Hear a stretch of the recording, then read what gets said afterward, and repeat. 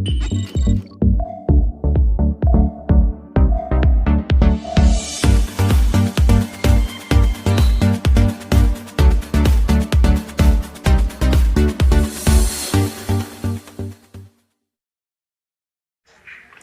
Students, अभी हम बात करेंगे different types of sources of electrical energy. So basically there are two types of sources, voltage sources and current sources, and that can be further divided into different types of sources. So the sources of electrical energy are mainly voltage source and current source. Voltage sources are divided into two parts, independent voltage source and dependent voltage source. तो ये जो independent voltage source है उसका meaning ये है कि ये जो वोल्टेज सोर्स की जो वैल्यू है, जो वोल्टेज की वैल्यू है, वो सर्किट के कोई और पैरामीटर पे डिपेंड नहीं करती है. It is independent. While the dependent voltage source का मीनिंग ये है कि जो वोल्टेज सोर्स की वैल्यू है वो वैल्यू इंडिपेंडेंट नहीं है, मगर it depends on the other parameter, other voltage और करंट इन द सर्किट. तो independent voltage source further divided into two parts, ideal and practical. इसको हम डिटेल में देखेंगे. What is the meaning of ideal voltage source and practical voltage source. And the dependent voltage source, it is further divided into two parts, voltage control voltage source and current control voltage source. तो इसका meaning ये है कि जो voltage source है उसकी value अगर voltage पे डिपेंड करती है, ये वोल्टेज ऐसा वोल्टेज है कि जो सर्किट में कहीं और ब्रांच का टर्मिनल वोल्टेज हो सकता है. तो it is called voltage control voltage source. अगर ये वोल्टेज सोर्स की वैल्यू कोई करंट पे डिपेंडेंट है, जो सेम सर्किट की कोई और ब्रांच में फ्लो हो रहा करंट है, then it will be called voltage source with current control, और उसको बोलेंगे current control voltage source. Same way the current sources are divided into two parts, independent current source and dependent current source. ये जो independent current source है उसका meaning ऐसा है कि जो करंट सोर्स है उसकी जो वैल्यू है, फॉर एग्जांपल 5 एम्पियर का करंट सोर्स है तो उसकी कोई कांस्टेंट वैल्यू है 5 एम्पियर. जो करंट सोर्स की वैल्यू है वो कोई सर्किट के और पैरामीटर पे डिपेंडेंट नहीं है. जो डिपेंडेंट करंट सोर्स है उसका मीनिंग ये है कि करंट सोर्स की वैल्यू सर्किट के किसी और पैरामीटर पे डिपेंडेंट है. तो independent current sources are further divided into two parts, ideal and practical current source. Dependent current sources are further divided into two parts, a voltage controlled current source and current controlled current source. तो अगर ये current source की value कोई voltage पे dependent है तो ये current source कहलाएगा वोल्टेज कंट्रोल करंट सोर्स. अगर ये करंट सोर्स की वैल्यू कोई करंट पे डिपेंडेंट है तो it will be called current controlled current source. तो पहले हम बात करते हैं आइडियल वोल्टेज सोर्स के बारे में. तो उसको हम कांस्टेंट वोल्टेज सोर्स भी बोल सकते हैं, क्योंकि आइडियल वोल्टेज सोर्स का जो आउटपुट है वो हमेशा कांस्टेंट रहेगा, उसके वोल्टेज में कोई चेंज नहीं होगा. उसका जो टर्मिनल वोल्टेज है it will be constant with and without the load. तो ये जो सिंबल है ये है आइडियल वोल्टेज सोर्स का सिंबल. आपने भी ये सिंबल यूटिलाइज किया होगा फिजिक्स में. का एक और भी सिंबल है सर्कल के अंदर प्लस और minus. This is also the symbol for the ideal voltage source. तो आइडियल वोल्टेज सोर्स की कैरेक्टरिस्टिक इस तरीके से, अगर आप आइडियल वोल्टेज सोर्स को कोई लोड रेजिस्टेंस के साथ कनेक्ट करोगे तो जो ये वोल्टेज का जो सप्लाई होगा या terminal voltage across the load resistance होगा वो हमेशा कैसा रहेगा, कांस्टेंट रहेगा. तो जो VL है उसकी वैल्यू V रहेगी with irrespective of the value of RL. तो उसका अगर हम ग्राफ प्लॉट करेंगे with IL, terminal voltage versus IL is the load current. तो अगर RL डिक्रीज हो रहा है, RL is the load resistance, तो इसकी वैल्यू डिक्रीज होगी तो करंट की वैल्यू इंक्रीज होगी IL की. ठीक है. तो RL decreases, IL increases, but the value of the voltage remains constant. Means the VL की वैल्यू जो है वो ऑलवेज कैसी रहेगी, V volts. V is the supply voltage और V is the voltage of the ideal voltage source. तो in any load condition the output of the ideal voltage source will always be constant. तो ऐसा क्यों होता है? Because the source resistance, और इसको आप इंटरनल रेजिस्टेंस भी बोल सकते हो, तो source resistance of the ideal voltage source is 0। तो इस टाइप का सोर्स अगर आप रियलिटी में ढूंढने जाओगे तो it does not exist in the practice. तो प्रैक्टिस में आइडियल सोर्स एग्जिस्ट नहीं करता है, मगर हम एग्जाम्पल कैलकुलेट करने के लिए जो भी सोर्स यूटिलाइज करते हैं जहाँ पे ये सिंबल आता है, it is a ideal voltage source. अगर आप कोई एग्जाम्पल कैलकुलेट कर रहे हो और उसमें अगर मेंशन नहीं किया है कि वोल्टेज सोर्स या करंट सोर्स किस टाइप का है, तो बाय डिफॉल्ट वो आइडियल वोल्टेज सोर्स या आइडियल करंट सोर्स हो जाएगा। अगर एग्जाम्पल में प्रैक्टिकल वोल्टेज सोर्स या करंट सोर्स दिया हुआ हो तो उसको स्पेसिफिकली मेंशन किया हुआ रहेगा। अभी जो प्रैक्टिकल वोल्टेज सोर्स है उसमें जो सोर्स रेजिस्टेंस है या उसका इंटरनल रेजिस्टेंस है वो उसके साथ सीरीज में कनेक्टेड रहता है। तो this is the symbol for the practical voltage source. जो आइडियल वोल्टेज सोर्स था हमने देखा, उसमें हमने उसका सोर्स रेजिस्टेंस कैसा लिया है? 0 लिया है। दैट्स वाई इधर कोई सोर्स रेजिस्टेंस या इंटरनल रेजिस्टेंस दिखाया नहीं है। जब आप प्रैक्टिकल वोल्टेज सोर्स को प्लॉट करोगे, ड्रॉ करोगे, तो क्या होगा कि उसका इंटरनल रेजिस्टेंस आपको कंसीडर करना पड़ेगा। सो इसको इंटरनल रेजिस्टेंस भी बोलते हैं, सोर्स रेजिस्टेंस भी बोलते हैं, और ये जो है वो टर्मिनल वोल्टेज है।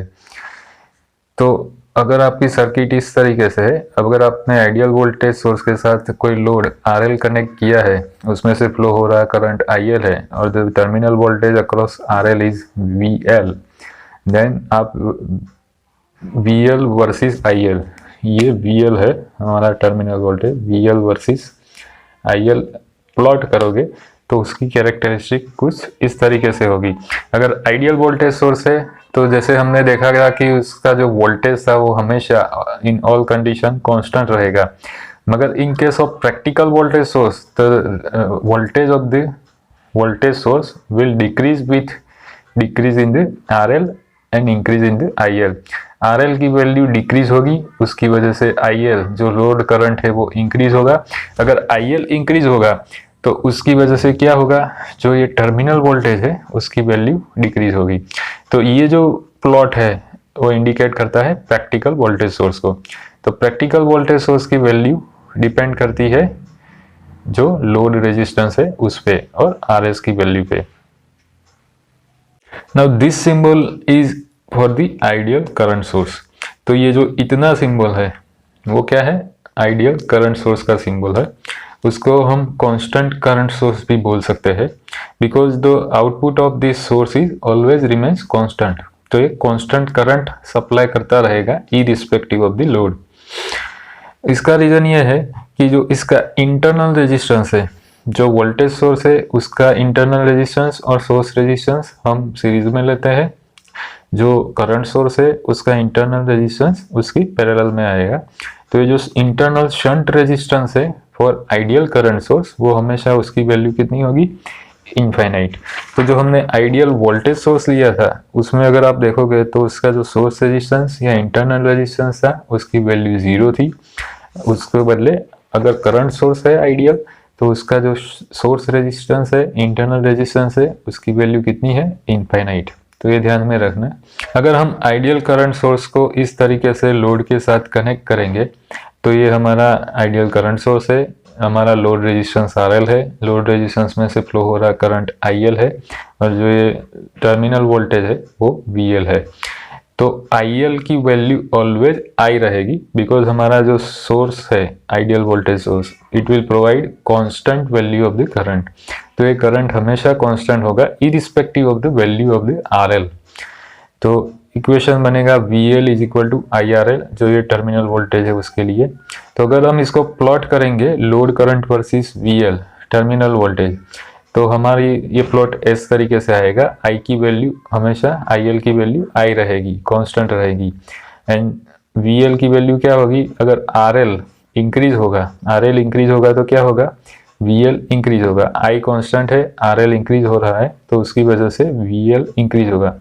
तो इस डायरेक्शन में VL इंक्रीज हो रहा है, इस डायरेक्शन में IL इंक्रीज हो रहा है, और IL की वैल्यू कांस्टेंट है in case of ideal current source. तो नॉर्मली जो सोर्सेज अवेलेबल होते हैं those are the voltage sources. अगर आप रियलिटी में देखोगे तो वोल्टेज सोर्सेज अवेलेबल है, करंट सोर्सेस डायरेक्टली अवेलेबल नहीं होते हैं, मगर हम उसको बना सकते हैं कुछ सर्किट कंपोनेंट्स को कनेक्ट करके वोल्टेज सोर्स के साथ हम करंट सोर्स फॉर्मुलेट कर सकते हैं, जिसकी वजह से जो आउटपुट करंट होगा उसका वो हमेशा कांस्टेंट रहेगा। जो ये प्रैक्टिकल करंट सोर्स है उसमें जो उसका इंटरनल रेजिस्टेंस है, सोर्स रेजिस्टेंस है, उसकी वैल्यू फाइनाइट होगी, तो वो लेस देन इनफाइनाइट है। हमने जो आइडियल करंट सोर्स लिया था उसमें इंटरनल रेजिस्टेंस की वैल्यू क्या थी, इनफाइनाइट। मगर जो प्रैक्टिकल करंट सोर्स है उसमें जो उसका इंटरनल सोर्स रेजिस्टेंस है उसकी वैल्यू कुछ फाइनाइट वैल्यू होगी। तो अगर आप प्रैक्टिकल करंट सोर्स को लोड के साथ कनेक्ट करोगे तो जो करंट आई है वो दो पार्ट्स में डिवाइड होगा।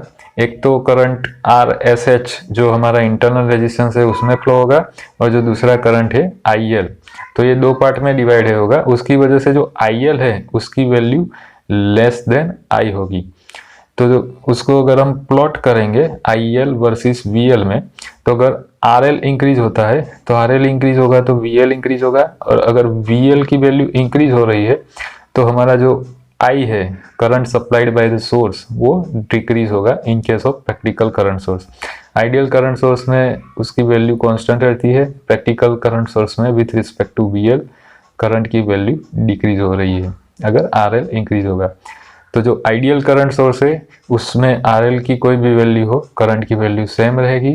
जो प्रैक्टिकल सोर्स है उसमें आर एल की वैल्यू की इफेक्ट उसके करंट की वैल्यू के इफेक्ट पे पड़ेगी। तो अभी तक हमने ये जितने भी सोर्सेस देखे वो सोर्सेस कैसे है, इंडिपेंडेंट सोर्सेस, मतलब कि ये जो सोर्स है उसकी जो वैल्यू है सोर्स करंट या सोर्स वोल्टेज की वो इंडिपेंडेंट है, कोई भी अलग पैरामीटर पे डिपेंड नहीं करती है। अब और दूसरा टाइप क्या है, डिपेंडेंट और कंट्रोल्ड सोर्सेस, उसका दूसरा नाम है कंट्रोल्ड सोर्सेस। तो इंडिपेंडेंट सोर्सेस के सिंबल्स हमने देखे। अभी जो डिपेंडेंट सोर्सेस है उसके सिंबल इस तरीके से है, डायमंड शेप। तो ये डिपेंडेंट वोल्टेज सोर्स का सिंबल है और ये जो है वो डिपेंडेंट करंट सोर्स का सिंबल है। अंदर प्लस और माइनस वोल्टेज सोर्स में आएंगे और करंट की डायरेक्शन दिखाता हुआ एरो आएगा करंट सोर्स के सिंबल में। ये जो डिपेंडेंट सोर्सेस है आइदर वोल्टेज सोर्स और करंट सोर्स, तो जो वोल्टेज और current of a source depends upon some other voltage और current in the same electrical circuit at some other location. तो अगर आप डिपेंडेंट सोर्सेस लोगे तो उसकी जो वैल्यू है, फॉर एग्जांपल इसमें Vs, तो Vs की वैल्यू फिक्स वैल्यू नहीं होगी, मगर वो वैल्यू कहाँ पे डिपेंड करेगी, it will depend upon some other voltage और current in the same electrical circuit at some other location. तो सेम सर्किट में सेम नेटवर्क में कोई लोकेशन पे जो वोल्टेज या करंट की वैल्यू होगी उस वैल्यू की इफेक्ट ये सोर्स की वैल्यू पे पड़ेगी। तो उस टाइप के जो सोर्सेस है वो सोर्सेस को हम बोलेंगे कंट्रोल्ड और डिपेंडेंट सोर्सेस। तो उसका पहला टाइप है वोल्टेज कंट्रोल्ड वोल्टेज सोर्स, उसको शॉर्ट में आप लिख सकते हो VCVS। तो जो वोल्टेज कंट्रोल्ड वोल्टेज सोर्स है उसका मीनिंग क्या है कि ये जो आपका वोल्टेज सोर्स है उसकी वैल्यू कंट्रोल हो रही है कोई और वोल्टेज पैरामीटर से। तो उसको हम प्लॉट करके दिखाएंगे तो इस तरीके से बना सकते हैं टू पोर्ट नेटवर्क। तो ये हमारा वोल्टेज सोर्स है, ये जो वोल्टेज सोर्स है उसकी वैल्यू सेम सर्किट में कोई और लोकेशन पे कोई वोल्टेज है उस पर डिपेंड करेगी। तो यहाँ पे हमने दो टर्मिनल लिए PNQ RNS, ये हमारा वोल्टेज कंट्रोल वोल्टेज सोर्स है। तो ये जो सर्किट या नेटवर्क हमारा है उसमें कोई लोकेशन पे वोल्टेज है VPQ। तो ये जो वोल्टेज सोर्स है हमारा उसकी वैल्यू क्या है म्यू VPQ, मतलब VPQ की वैल्यू चेंज होगी तो ये वोल्टेज सोर्स की वैल्यू भी चेंज होगी। इसकी वैल्यू इंक्रीज होगी तो इसकी वैल्यू भी इंक्रीज होगी, ये वैल्यू डिक्रीज होगी तो इसकी वैल्यू भी डिक्रीज होगी। तो this value is controlled by this value, और we can say that this value is dependent upon this value. तो हम इक्वेशन लिख सकते हैं VRS is equal to mu into VPQ। तो ये RS टर्मिनल पे हमें जो वोल्टेज मिलेगा that is voltage provided by voltage control voltage source, वो किस पे डिपेंड करेगा, जो PQ टर्मिनल पे वोल्टेज है VPQ उस पे डिपेंड करेगा। म्यू है उसकी वैल्यू कांस्टेंट है और उसको हम बोल सकते हैं वोल्टेज गेन। नेक्स्ट टाइप है डिपेंडेंट सोर्सेस में, वो है वोल्टेज कंट्रोल करंट सोर्स, उसको शॉर्ट में लिख सकते हो VCCS। तो इसका मीनिंग क्या है कि जो करंट सोर्स है उसकी वैल्यू कोई वोल्टेज पे डिपेंड कर रही है, या करंट सोर्स की वैल्यू कोई वोल्टेज की वैल्यू से कंट्रोल हो रही है। तो ये हमारा कोई नेटवर्क है, उसमें टर्मिनल्स PQ RS है, तो ये जो PQ टर्मिनल पे वोल्टेज है वो VPQ है, ये वैल्यू इस पे इफेक्ट कर रही है। ये हमारा डिपेंडेंट करंट सोर्स है। डिपेंडेंट करंट सोर्स की जो वैल्यू है वो क्या है, GM मल्टीप्लाई बाय VPQ। तो ये जो डिपेंडेंट करंट सोर्स की वैल्यू है वो वोल्टेज की वैल्यू पे डिपेंड कर रही है। तो हमारे करंट सोर्स में से जो करंट फ्लो हो रहा है that is ISR is equal to GM multiply by VPQ है। तो इधर GM is the transconductance और उसको हम म्यूचुअल कंडक्टेंस भी बोल सकते हैं। तो ये जो सोर्सेस है, current source and voltage source, दोनों की वैल्यू किस पे डिपेंड करती है, कोई और वोल्टेज पे। That's why they are called voltage control voltage source and voltage control current source. अगर आप करंट कंट्रोल वोल्टेज सोर्स को देखोगे तो वोल्टेज सोर्स की वैल्यू करंट पे डिपेंड करेगी, और ये करंट है इन दिस डायग्राम PQ। तो ये हमारा कोई सर्किट है, उसमें कोई PQ ब्रांच है, उसमें फ्लो हो रहा है करंट PQ है। जो PQ में फ्लो हो रहा करंट IPQ है, उसकी वैल्यू हमारे जो वोल्टेज सोर्स है उस पर अफेक्ट करेगी। तो जो वोल्टेज सोर्स का वोल्टेज है वो VRS है। VRS is equal to R into IPQ। अगर IPQ की वैल्यू इंक्रीज होगी तो वोल्टेज सोर्स की वैल्यू भी इंक्रीज होगी, IPQ की वैल्यू डिक्रीज होगी तो इस वोल्टेज सोर्स से जो वोल्टेज मिलेगा उसकी वैल्यू भी डिक्रीज होगी। तो ultimately the value of this voltage source is dependent upon this current, so it is called current control voltage source. इसमें जो ये R है उसको हम बोलते हैं ट्रांस रेजिस्टेंस और म्यूचुअल रेजिस्टेंस।